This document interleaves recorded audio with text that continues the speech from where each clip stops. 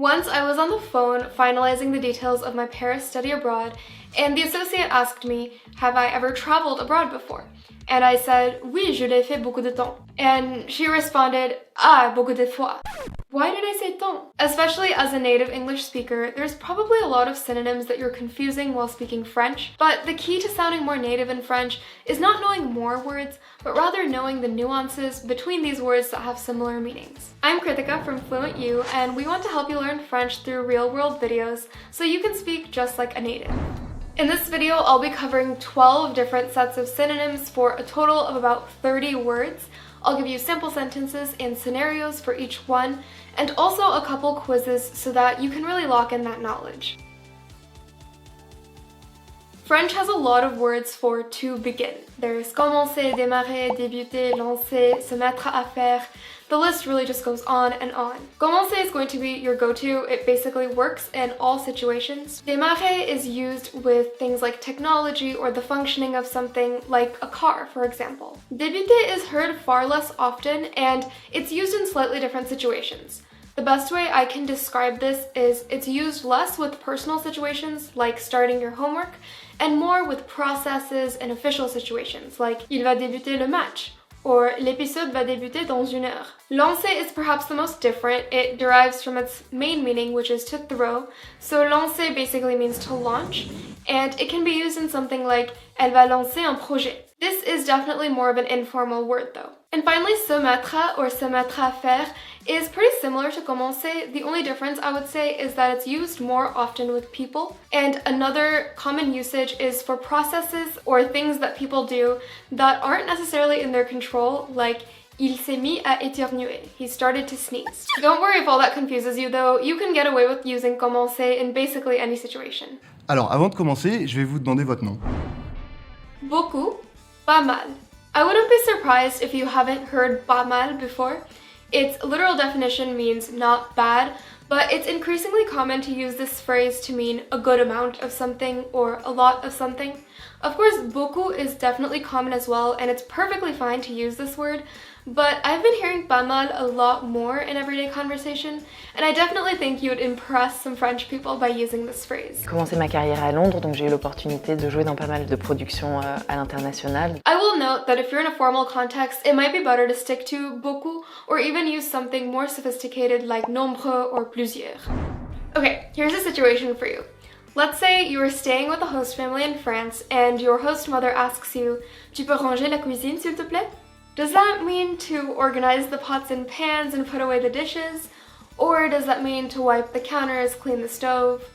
Both? So ranger means to put things away, to tidy things up, and that's why we hear the phrase ranger la chambre a lot. On the other hand, nettoyer means scrubbing, cleaning, wiping, but you can see why this would be confusing for English speakers since we just use the word clean to imply both things. Let's do a quick quiz. What is another way to say the second part of this sentence? Tu visites Lyon? Génial, il y a beaucoup de choses à faire. If you answered Génial, il y a pas mal de choses à faire, you'd be correct. Vraiment? Tellement. At first glance, it may look like these words are interchangeable, but there is a slight nuance to them. Vraiment means really, while tellement means so or so much. As we can see from this sample sentence, tu es vraiment gentil means you're really nice. But for tellement, we have il aime tellement ses enfants. He loves his kids so much. If we change that to il aime vraiment ses enfants, it means he really loves his kids, which has a slightly different connotation. This also means that you can't use tellement as an interjection. If you want to express your disbelief about something, you're better off saying vraiment to say really. To remember slight nuances like this, I think it's really important to have some real-world input of French speakers, and that's where FluentU comes really handy. With FluentU, you don't just have the dictionary definition, but you also have this database of video examples that you can watch so that you can really get used to which context these words appear in, how you pronounce them, which speakers use certain words, and that way you have a lot of audio-visual input instead of just what a textbook says. There is a link to a free trial of FluentU in the description, and I can't recommend it enough, so definitely check it out. En numéro, en chiffre, en nombre. Let's start with en chiffre. En chiffre is the word for the digits that represent numbers. So les chiffres aren't quantities or values, but rather they are the literal symbols that represent the idea of numbers. En nombre is used to express quantities or values, and so if you're planning a party, you might say le nombre d'invités à ce moment est 15 personnes. Le nombre de morts à la guerre explose le plancher. Finally, en numéro is a number that is basically serving as an identifier. So a building number or your order number at a restaurant would be en numéro. And also remember when you're asking someone on a date to ask them for their numéro de téléphone. Seulement, ne que, uniquement. Seulement means only, and it's a perfectly good French word to use in most situations, but the catch is that French speakers don't use this a lot in spoken French. Also, of course, the placement of seulement in a sentence does matter. If you say je veux seulement un sandwich avec du jambon, you're saying you just want one sandwich or just one sandwich with ham. Whereas if you say je veux un sandwich avec seulement du jambon, you're saying I want only ham on my sandwich. Ne que is a construction that I would say is far more common, and it's kind of similar to seulement in that you put the que where the seulement would go, and then ne goes before the conjugated verb. So, je ne veux qu'un sandwich avec du jambon. Even with this phrase, you don't really say ne in spoken French, so it's far more common to hear elle porte que des robes. Si on avait que des petits vieux comme vous dans le service, on se porterait bien. Comment ça, des petits vieux? Uniquement also means only, but the catch is that since it derives from the word unique, you use it when there's only one option. So with seulement, you could say il y a seulement des fraises ou des framboises, but for uniquement, you would have to say il y a uniquement des fraises. Mais pour les Parisiens, les arrondissements ne sont pas uniquement des zones administratives ou géographiques. Chercher, trouver. Honestly, these aren't really synonyms, but I hear English speakers confuse them all the time. Chercher means to look for, while trouver means to find. So you could think of it like je cherche un restaurant. Ah, je l'ai trouvé. Trouver can also mean to stumble upon something by chance or come across something that you weren't intentionally looking for. Un lieu, un endroit, une place. Un lieu is kind of hard to describe, but it's basically a large location that's rather inspecific and general. Un endroit is more like a location or a spot for something, and it's generally not as big and it's more precise. Let's look at an example clip for this one. Ma mère était incapable de retrouver l'endroit où elle avait garé la voiture. Ah bah voilà, t'as trouvé? Non, mais on n'a pas essayé cette rue, alors allons-y. Une place is the easiest. It's basically the spot that one person or thing occupies. So if someone takes your seat, you would say, tiens, c'est ma place. Let's do another quick quiz. For this one, I'll narrate some text messages between two friends that are trying to see each other, and you have to tell me what's wrong with each of the sentences. J'arrive. C'est quoi le nombre de ton appartement? If you said they should say le numéro, you'd be correct. Ok, j'habite à 555. Tellement, c'est trop cool. It should be vraiment, not tellement. L'immeuble est grand, mais il y a uniquement 2 portes à entrer.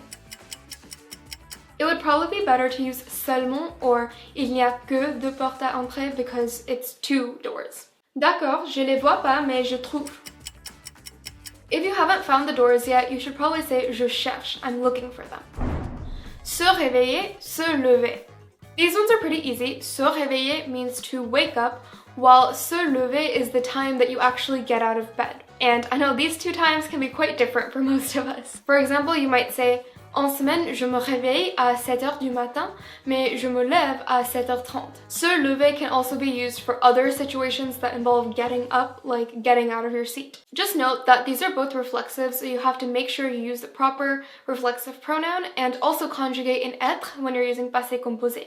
If you say lever without the reflexive pronoun, then it has a different meaning like to raise, such as lever la main, raise your hand. By the way, if you like this video so far, be sure to give it a thumbs up. Vivre, habiter. The distinction between these two might be confusing for English speakers because once again, we use the verb to live to indicate that we are physically alive, but then also that we live somewhere or reside somewhere. Vivre is the general sense of living, while habiter is used to say you reside somewhere. In general, habiter is going to be a little more precise, but you can generally use vivre for anything that you use habiter for, but you can't always use habiter in place of vivre. As we can see from these simple sentences, the general idea of living somewhere which is kind of inspecific, like habiter à la campagne or vivre à la campagne, both of these verbs work. But in some cases, habiter is more common, like j'habite dans cet immeuble for your apartment complex, Or if you live with roommates, you would use habiter avec quelqu'un. J'habite avec 3 colocs. Le temps, une fois. So these words again are quite different, but we use the word time in English so broadly that often English speakers will confuse these. Le temps represents the general idea of time, so if you want to express that you do or don't have time to do something, you'd use le temps, like on a un peu de temps pour manger. On the flip side, une fois is used for a specific occurrence, so if you want to say once I forgot my keys at home, you would say une fois j'ai oublié mes clés chez moi. Here's another example from FluentU. C'est la première fois que j'ai mangé des escargots. Also note that fois is used for the words sometimes, like quelquefois and des fois. Une maison, un domicile. So you might be thinking that the difference between these two words is like house and home, but remember, French is not English. Une maison can be used for both house and home. You can say something inspecific like c'est une maison, it's a house. Or something more personal like je suis toujours à la maison, I'm still at home. Un domicile is more of the official term for place of residence, and you'll find it in more official documents or even technology. My phone is set to French, so when I add a contact, their home phone number is indicated as domicile, which in this case is more of an adjective but means the same thing. And if you're trying to add your home address in maps, then it would also be domicile.